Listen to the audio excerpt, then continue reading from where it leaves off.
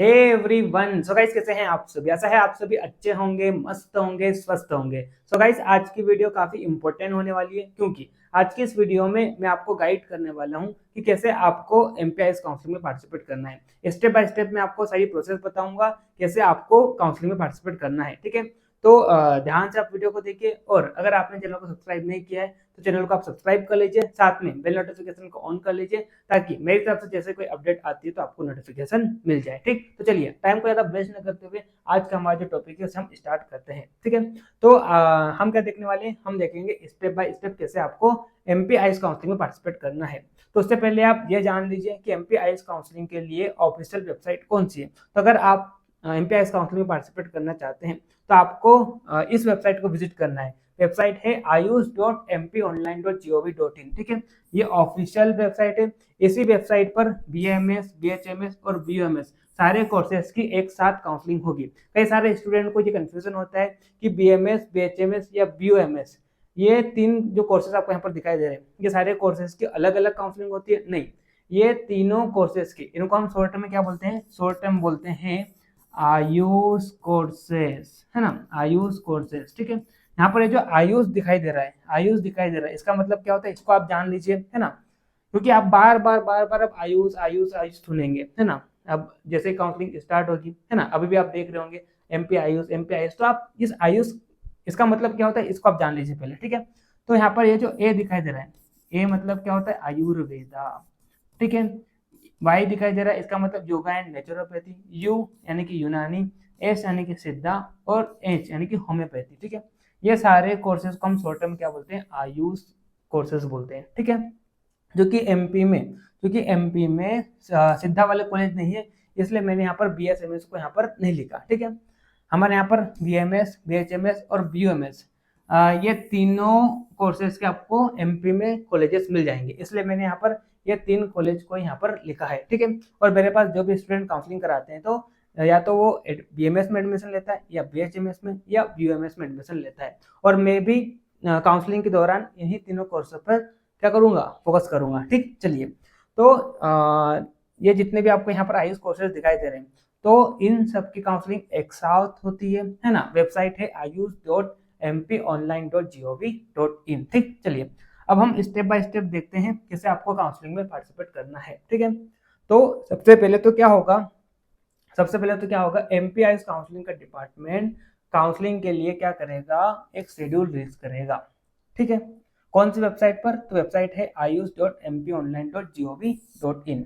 इस वेबसाइट पर सबसे पहले क्या आएगा, शेड्यूल आएगा। ठीक है, तो एज पर शेड्यूल, है ना, जो भी आपको टाइम दिया है तो उस दौरान आपको क्या करना है, रजिस्ट्रेशन करना है। ठीक है, रजिस्ट्रेशन के लिए फी है 500 रुपए, है ना, और ये जो फी थी वो लास्ट ईयर की मैं आपको बता रहा हूँ, है ना, लास्ट ईयर, चाहे आप जनरल के हो या ओबीसी के हो या एससी या एसटी कैटेगरी के कैंडिडेट हो, तो सबके लिए जो रजिस्ट्रेशन फी थी वो कितनी थी, लास्ट ईयर 500 रुपीज थी। ठीक है, और लास्ट ईयर कोई सिक्योरिटी अमाउंट नहीं था, है ना। अब देखते हैं इस साल इंफॉर्मेशन बुलेटिन रिलीज होगा, तभी हमको मालूम होगा कि इस साल की क्या फी रहने वाली काउंसलिंग के लिए, और सिक्योरिटी मनी लग रहा है या नहीं लग रहा है। ठीक है, लेकिन आज के इस वीडियो में लास्ट ईयर का कंसिडर करके इस वीडियो में हम बात कर रहे हैं। ठीक, चलिए, तो आपको क्या करना है, सबसे पहले रजिस्ट्रेशन करना है ना।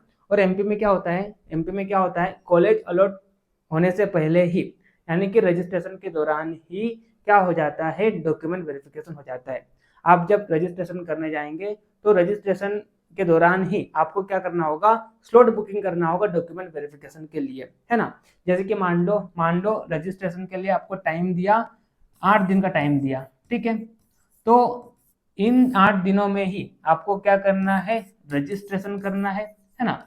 और जब आप रजिस्ट्रेशन करने जाएंगे तो इन 8 दिनों में से आपको किसी भी एक दिन क्या कर लेना है, स्लॉट को बुकिंग कर लेना है डॉक्यूमेंट वेरिफिकेशन के लिए, है ना।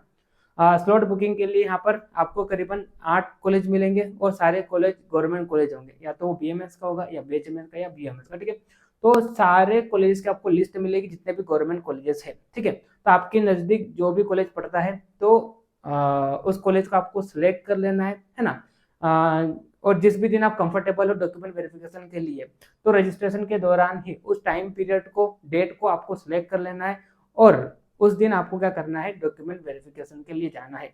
आप जैसे ही डॉक्यूमेंट को वेरीफाई करा लोगे तो आपको वहाँ पर एक वेरिफिकेशन स्लिप मिलेगा। इसका मतलब आप क्या हो, काउंसलिंग के लिए एलिजिबल हो। यानी कि एमपी में क्या होता है, कॉलेज अलॉट हो जाने से पहले ही यहाँ पर डॉक्यूमेंट वेरिफिकेशन हो जाता है। जब आप रजिस्ट्रेशन करने जाएंगे तो उस दौरान ही आपको डॉक्यूमेंट वेरिफिकेशन के लिए स्लॉट बुकिंग करना है, और जो भी आप स्लॉट बुक करते हो उस दिन आपको सारे डॉक्यूमेंट, जो भी मैं आगे बताऊंगा आपको कौन कौन से डॉक्यूमेंट आपको वेरिफिकेशन के लिए ले जाना है, ठीक है। तो वे सारे डॉक्यूमेंट लेकर आपको जाना है, डॉक्यूमेंट्स को वेरीफाई कराना है ना। जैसे आप डॉक्यूमेंट को वेरीफाई कर लोगे तो वहाँ पर आपको एक वेरिफिकेशन स्लिप मिलेगा। इसका मतलब आप क्या हो, काउंसलिंग के लिए एलिजिबल हो, ठीक है। तो यहाँ पर मैंने लिस्ट बताया आपको कौन कौन से डॉक्यूमेंट आपको वेरिफिकेशन के लिए ले जाना है, ठीक है। तो आपको 10th और 12th की मार्कशीट ले जाना है ना, डेट ऑफ बर्थ सर्टिफिकेट ले जाना है, नीट का रिजल्ट ले जाना है, डोमिसाइल सर्टिफिकेट ले जाना है और कास्ट सर्टिफिकेट ले जाना है। एक चीज और आपको यहाँ पर बता दूं, अगर आपका डोमिसाइल सर्टिफिकेट और कास्ट सर्टिफिकेट काफी ज्यादा पुराना है तो आपको क्या कर लेना है, एमपी ऑनलाइन वाले के जाना है और इन दोनों सर्टिफिकेट को आपको क्या कर लेना है, अपग्रेड करा लेना है, ठीक है। उसके बाद आपके पापा की इनकम सर्टिफिकेट है ना। फिर अगर आप फिजिकल वीक डिसेबल कैंडिडेट है तो आपको एक्स्ट्रा रिजर्वेशन मिलता है। तो अगर आप इस एक्स्ट्रा रिजर्वेशन का बेनिफिट लेना चाहते हैं तो आपको क्या कर लेना है, पीडब्ल्यूडी सर्टिफिकेट बना लेना है, ठीक है। अगर आपके फैमिली में कोई फ्रीडम फाइटर रहा है ना, तो आपको फ्रीडम फाइटर सर्टिफिकेट बनवा लेना है अगर आपको एक्स्ट्रा रिजर्वेशन चाहिए तो, ठीक है।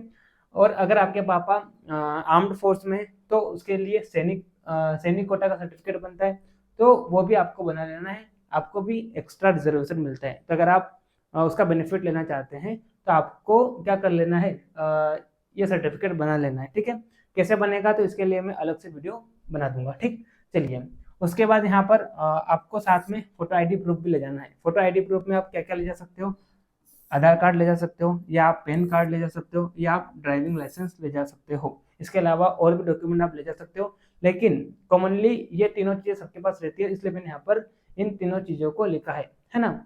और सबके पास आधार कार्ड तो आज रहता ही है, तो बेहतर रहेगा कि आप फोटो आईडी प्रूफ में आधार कार्ड ले जाओ, ठीक। चलिए, उसके बाद ट्रांसफर सर्टिफिकेट है ना, उसके बाद कैरेक्टर सर्टिफिकेट आपको स्कूल में मिलता है। अगर आप में से किसी के पास नहीं है तो आप स्कूल में जाइए और कैरेक्टर सर्टिफिकेट को अभी बनवा लीजिए, ठीक है। फिर उसके बाद आपको 8 पासपोर्ट साइज फोटो ले जाना है और 2 आपको पोस्ट कार्ड साइज फोटो ले जाना है, ठीक है। तो ये सारे डॉक्यूमेंट को आपको डॉक्यूमेंट वेरिफिकेशन के दौरान ले जाना है।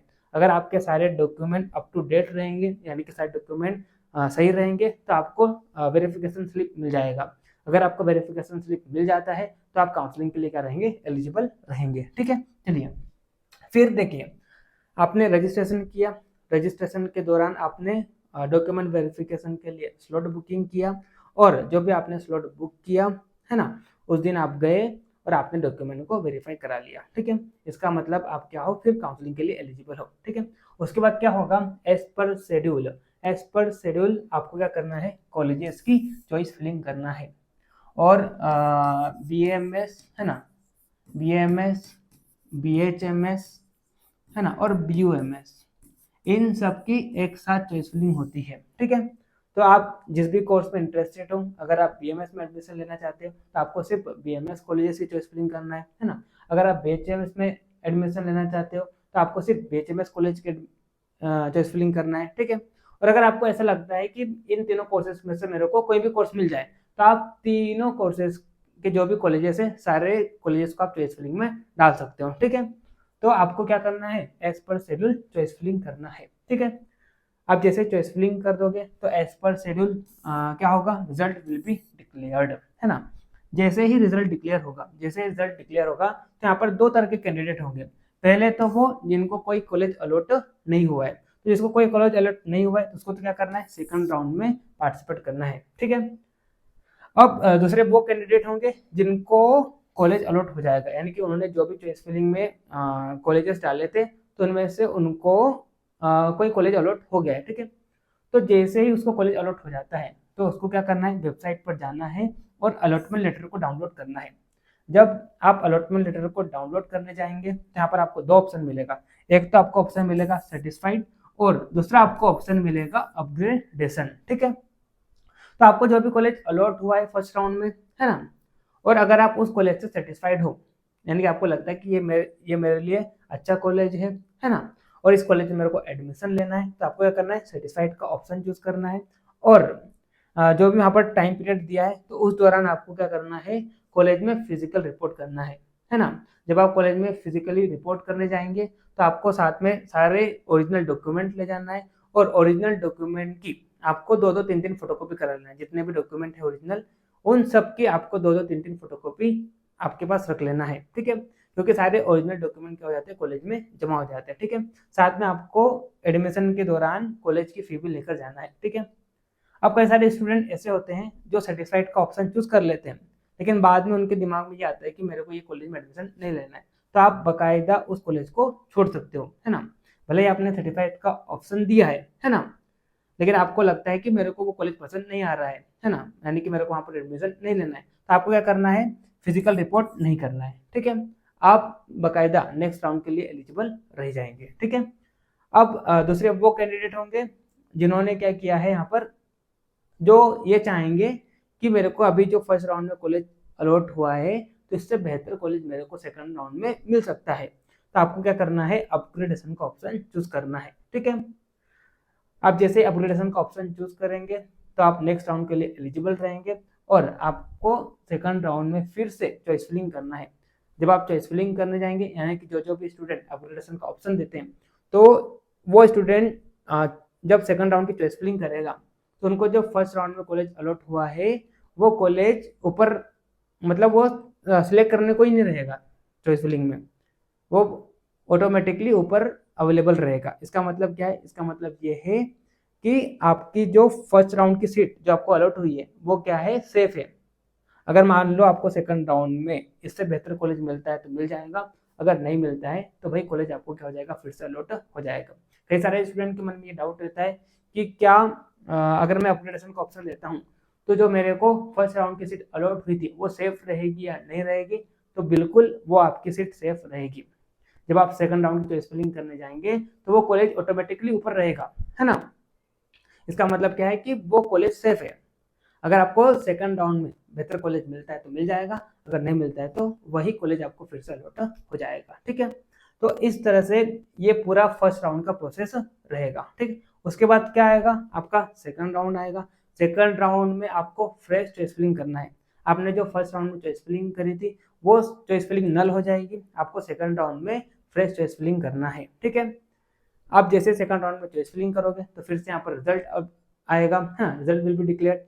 जैसे रिजल्ट डिक्लेयर होगा तो यहाँ पर अगेन दो तरह के कैंडिडेट होंगे। पहले तो वो जिनको कोई कॉलेज अलॉट नहीं हुआ है तो वो क्या करेगा, नेक्स्ट राउंड पार्टिसिपेट करेगा। दूसरे तो वो जिनको सेकंड राउंड में क्या हो जाएगा, कॉलेज अलॉट हो जाएगा। तो सेकंड राउंड में फिर से यहाँ पर क्या होता है, अपग्रेडेशन का ऑप्शन होता है, ठीक है।